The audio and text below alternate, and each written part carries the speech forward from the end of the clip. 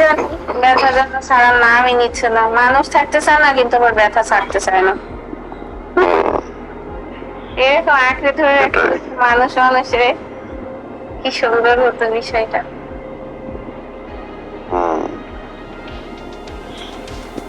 আবার তোমার জল্লাদকে জল্লাদের প্রশিক্ষক না জল্লাদ না, শোনো, পৃথিবীতে সব থেকে বেশি ভালোবাসতে পারে জল্লাদরা। মানুষ যে হিরো খোঁজে, হিরোর থেকে খুঁজতে হয় ভিলেন। ভিলেনের মতো ভালো কোনো হিরো বাসতে পারে না। তেমন হচ্ছে নায়িকা না খুঁজে খুঁজতে হবে জল্লাদ। জল্লাদ মহিলারা তো ভালোবাসতে পারে, কোনো নায়িকা ওই তুলনায় ভালোবাসতে পারবে না। নায়ক নায়িকাদের কাজ কি? ত্যাগ স্বীকার করা, ছেড়ে চলে যাওয়া, 20 বছর পরে এসে এই পুরাতন কথা মনে করিয়ে দেয়া। আর জল্লাদ মানুষ, ভিলেন মানুষ তো জোর করে কেড়ে নেয়, আঁকড়ে ধরে, যুদ্ধ লাগিয়ে দেয়। আমার মানে আমারই। তাহলে কি দরকার জীবনে? ভিলেন না নায়ক? তুমি কি চাও আমি ভিলেন হয়ে যাই?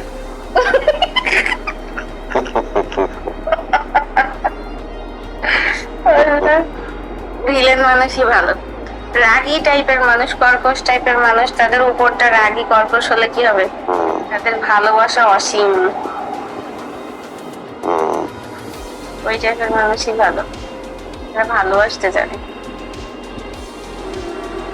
আর ছেলেরা একটু রাগী হয় ভালো, বিড়ালের মতো ম্যাও করবে তো মেয়েরা, ছেলেরা কেন করবে? ছেলেদের গর্জন থাকবে বাঘের মতো। যেমন তুমি একদম ডিটারজেন্ট ছাড়া দিয়ে দাও, চকচকে ঝকঝকে পরিষ্কার। আমার প্রশংসা করলে আর কি কিঞ্চিত পরিমাণ ব্যাম্বো দিলে সেটা তো বুঝলাম না। না দাদা, ব্যাম্বো না, এটা হচ্ছে প্রশংসাও না, এটা হচ্ছে তোমার ওই চকচকে ঝকঝকে পরিষ্কারের ঝলমলতা, ঝলমলে উজ্জ্বল চকচকে ভাবের আভাস। এটা এটা কোনোভাবেই ব্যাম্বো না। আর ব্যাম্বোকে শুধু ব্যাম্বো ভাবে না, ওখানে ওটা একটা রেসিপি, সুন্দরভাবে খাওয়া যায় রান্না করে। এটা একটা সবজি। দাদা খাইছো তুমি ব্যাম্বোরা? আমি লেবু মধু দিয়ে একটু গরম পানি খেলাম তোমার সাথে কথা বলতে বলতে। না এইটা না, এখন তো লেবু পানি খেলে বুঝতে পারে না, মানে ব্যাম্বো রান্না খাইছো তাই বুঝছি। না ব্যাম্বো আমাদের থেকে ইয়ে করে না তো, আমি কখনো শুনছি কিন্তু কখনো খাওয়া হয়নি। আমি ট্রাই করেছিলাম, মজাই লাগে। এটা কেমন, মানে খেতে কিরকম, কি দিয়ে রান্না করতে হয় বা কিরকম? এটা হচ্ছে গরুর মাংস, মুরগির মাংস এগুলা দিয়ে রান্না করা যায়। আবার শুধু সিদ্ধ করে খায় তো চাকমারা, তবে শুধু সিদ্ধ করে না, ওরা মশলা টসলা দিয়েই সিদ্ধ করে, চাল লবণ দিয়ে। কিন্তু সব থেকে ভালো লাগেই মুরগির গোশ দিয়ে আর গরুর গোশ দিয়ে রান্না, ভালো। কিন্তু প্রথমে খেতে গিয়ে না, ওই যে বাঁশের যে একটা গন্ধটা, ওইটা একটু হালকা ওইটা আসে খাওয়ার সময়, কিন্তু টেস্ট ভালো। এটা সিদ্ধ করলে গন্ধটা চলে যায় না নাকি? হ্যাঁ, সিদ্ধ করলে গন্ধটা চলে যায়। সিদ্ধ করে পানিটা তো ফেলে দিতে হয়, দিয়ে আবার ভালো করে ধুয়ে নিতে হয়। তারপরেও তোমার হচ্ছে রান্নার পরে ওইটা যখন চাপানো হয় না, তখন একটু ওই স্মেলটা আসে বাঁশের।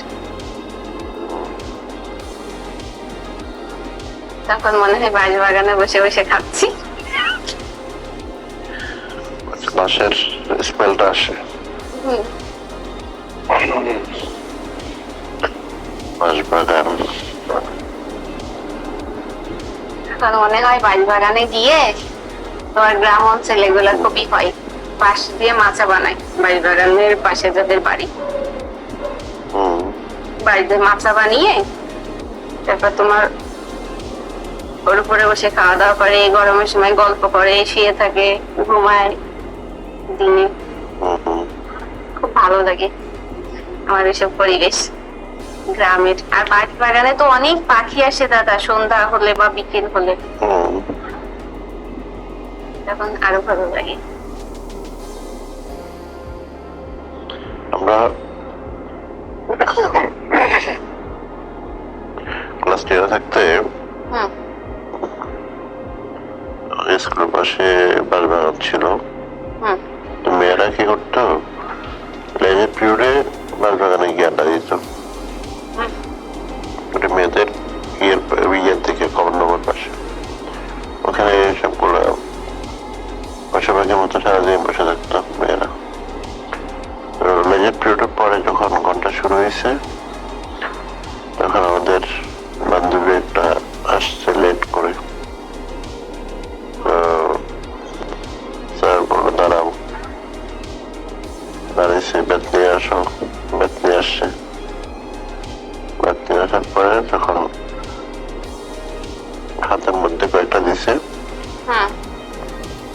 তারপরে জিজ্ঞেস করলো তুই কোথায় ছিলি? বললো যে স্যার বাগানে ছিল। সেদিন থেকে আমরা ওর নাম দিয়ে দিয়েছি বাগান। এখনো যখন আমাদের কথা হয়, সে এখন লন্ডনে থাকে, হাজবেন্ড বাচ্চা কাচ্চা সহ। তো যখন আমাদের গ্রুপে কথা হয়, তখন কোনো হচ্ছে রিমা। তো তখন আমরা পরে রিমা কি অবস্থা, বাগানে কি এখন যাস নাকি? অনেক হাসাহাসি হয়। Welcome everyone. বাচ্চাদের মতো বলো, ওয়েলকাম এভরিওয়ান, ওয়েলকাম সবাইকে। না বলি তো, ওইটাও বলি মাঝে মাঝে। বিজ্ঞানের থেকে সবাইকে বলাটা একটু তাড়াতাড়ি হয়, মাঝে মাঝে ওইটাই বেশি বলা হয়।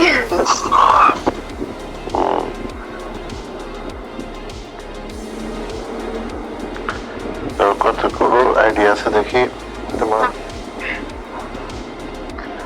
কেউ আসলে সালাম দিতে দিতে দিতে দিতে গালাদের ফেনা বের করে ফেলে। দুই আসে তাকে ওয়েলকাম এবং সালাম, ওয়েলকাম এবং সালাম। তোমার আমি আমি আসার পরও দেখলাম না যে একটা সালাম দিতে, ওয়েলকাম করতে। কই যে সবাই ওয়েলকাম বলতেছি তো একবারে। মানে আমার আইডি কি তোমার চোখে পড়ে না? তোমারে তো আমি সালাম দিয়ে সুন্দর করে গরম করে কলে তুলছি। ওয়েলকাম দাদা, আসসালামু আলাইকুম দাদা বলে কলে তুলে আবার বললাম দাদা আসসালামু আলাইকুম, তোমারই সব সালাম দিয়ে দিছি।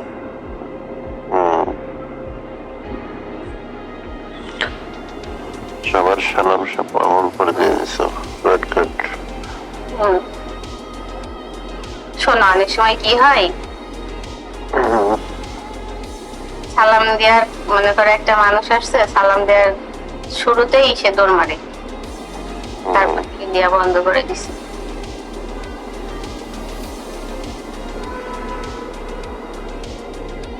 দরকার কি, চেহারা দেখালে আর কিছু লাগে?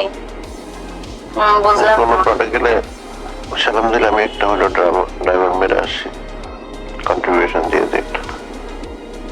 কেউ কেউ আছে তো সালাম নেওয়ার আগেই দৌড় মারে, মানে এত ব্যস্ত তারা, কোনো বোর্ডে গিয়েছে 2 মিনিট দাঁড়াবে সেই সময় পায় না, দৌড়ের উপরে থাকে।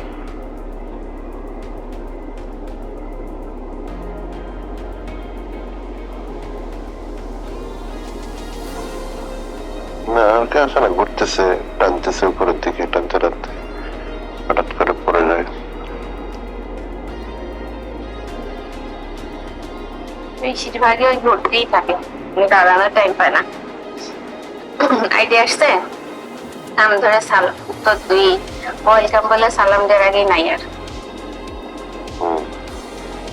আর এই যে বললাম, নিজেও তখন কনফিউজে পড়ে যায়। সেটাই।